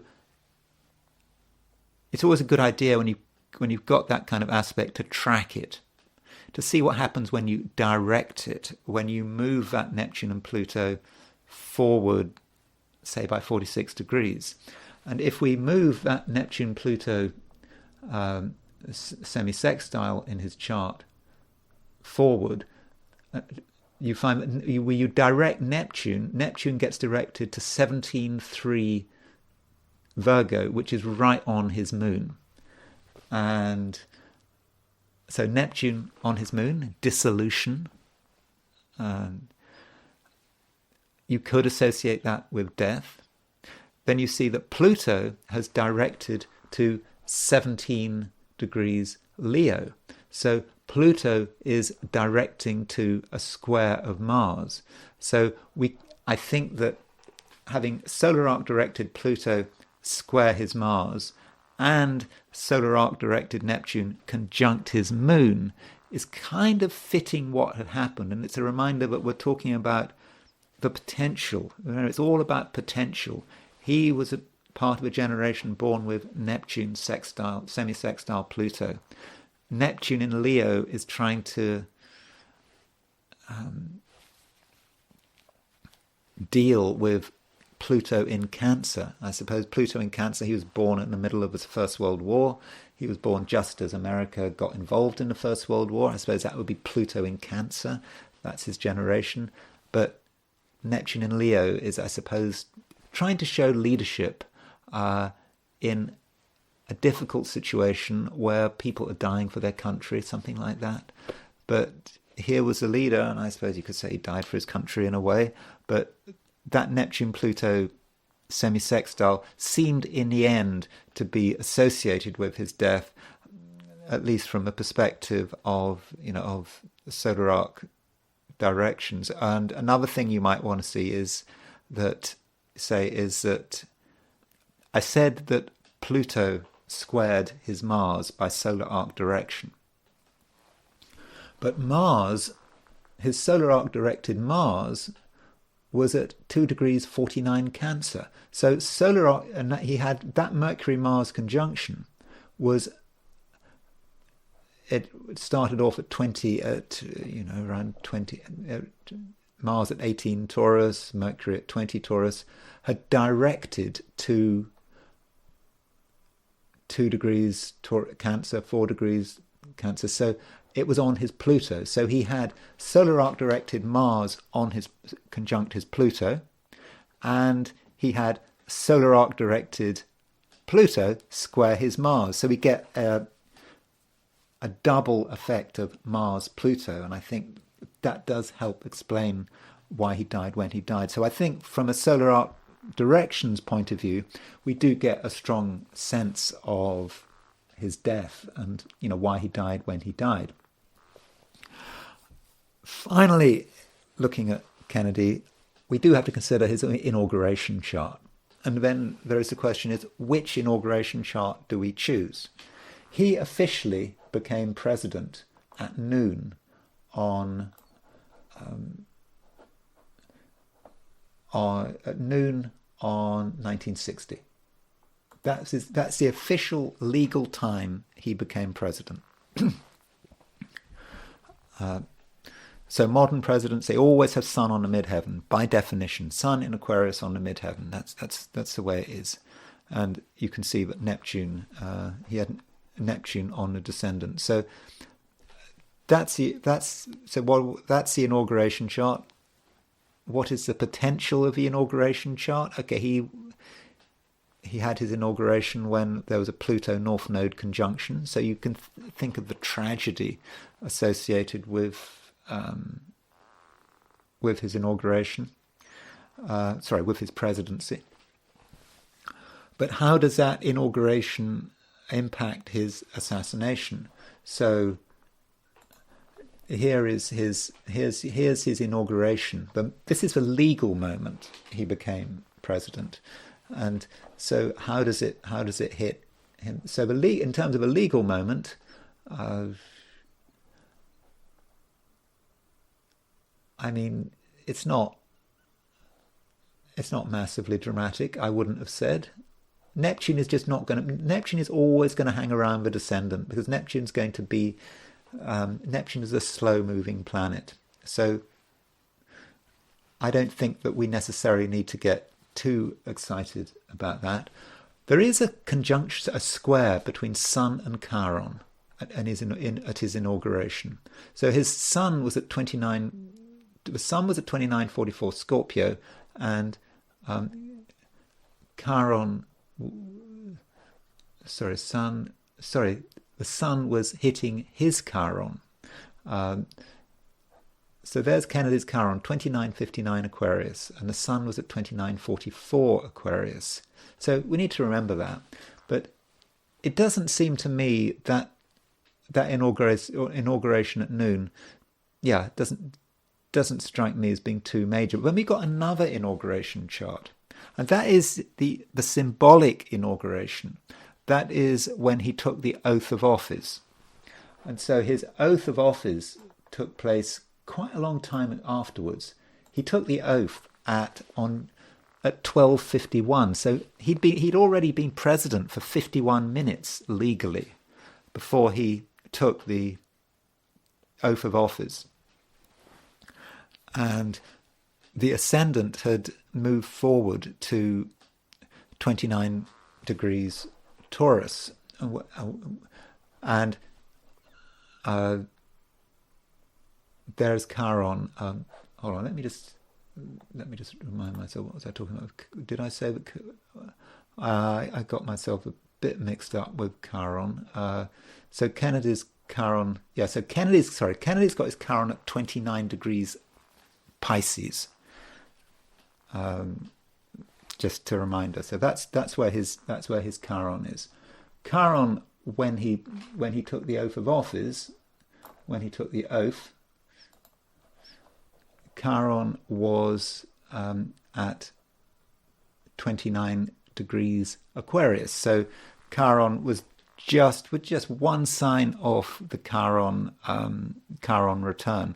So at the oath, Chiron was right at the top of the chart, square the ascendant at 29 degrees Taurus. So that Chiron took on, I think, a real power and a real meaning, and I think that Chiron would have characterized his presidency. And then we have the moment of death when he was shot, and the ascendant, the Sun was at 29 degrees Scorpio.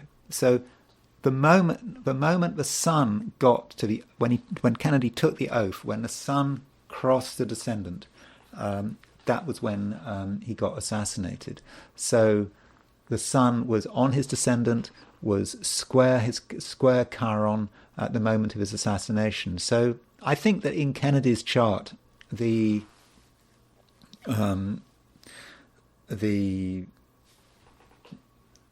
symbolic moment when he took the oath of office seemed to be more important than the legal moment. And I think we often see that in astrology. It's what grabs people's attention. And he may have been president for 51 minutes, but it was the oath that was the key moment. Now, this day, November the 22nd, it was quite a powerful day. You had Chiron opposition Uranus, and you had Mercury on the T, and you might think that other people might have been affected by it. And as we know,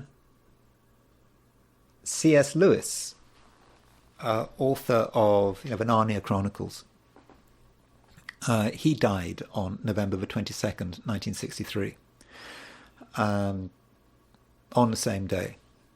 And he had his Venus at 10 degrees Sagittarius. So if you compare C.S. Lewis's chart with the death with Kennedy's assassination chart, there's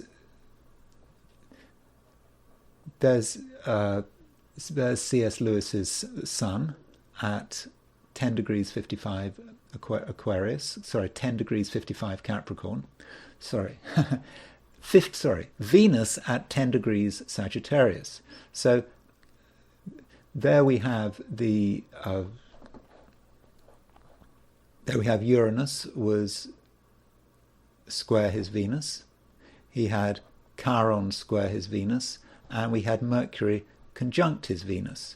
And interestingly, Kennedy's sun was at around was in the 8th degree of Gemini.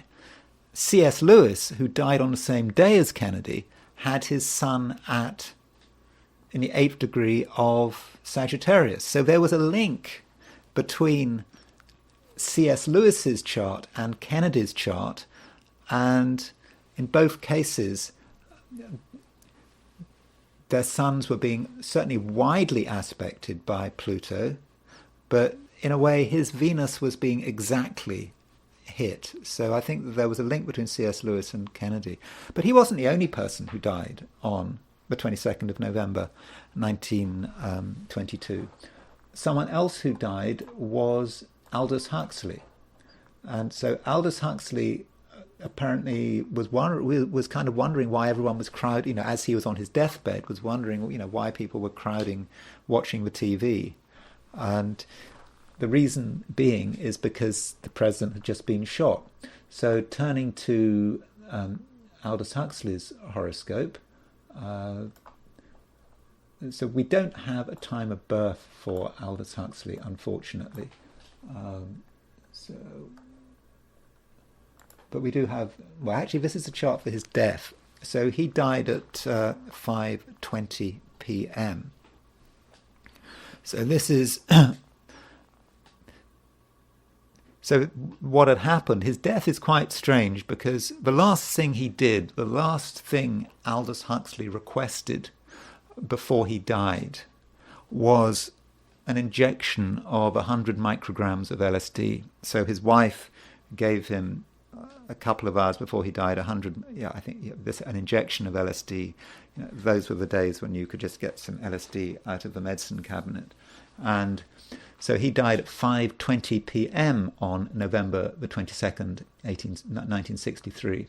And assuming that time is correct, we see that this opposition between Chiron and Uranus is hitting Mercury. So Mercury was exactly on the descendant, and Mercury was hitting Chiron and was squaring Uranus. And perhaps that symbolizes perfectly the death of a great writer. In a way, it seems to symbolize the death of a great writer better than the death of a president. Now, I know that we think that these deaths might seem coincidental, the fact that C.S. Lewis and Kennedy and Aldous Huxley all died on the same day, but I think somehow there is a link between all three events that perhaps right now we don't fully understand. But with C.S. Lewis and Kennedy, there was certainly a strong connection there, because they were C.S. Lewis was born, different years, but they were born 6 months apart. One had the C.S. Lewis sun at around 8 degrees Sagittarius, Kennedy with his sun on 8 degrees Gemini, and yes, they died on the same day. As for Aldous Huxley's chart, I'm afraid there is nothing at 8 degrees Gemini. Here's Aldous Huxley's chart. It's not quite so spectacular, and we don't have I don't have a time of birth for Aldous Huxley. But it is true that Mercury was exactly on a descendant when he died at 5:20 p.m. Okay, that's all I'm going to say about Kennedy, and yes, I wish him a happy birthday wherever he might be. So I hope you enjoyed this video. If you did enjoy this video, I would be very grateful if you were to like it. If you enjoyed this video and you're not subscribed, I'd be super grateful if you were to subscribe. And if you want to buy me a coffee, there is a link in the description. So thank you very much for listening, and I will talk to you again tomorrow.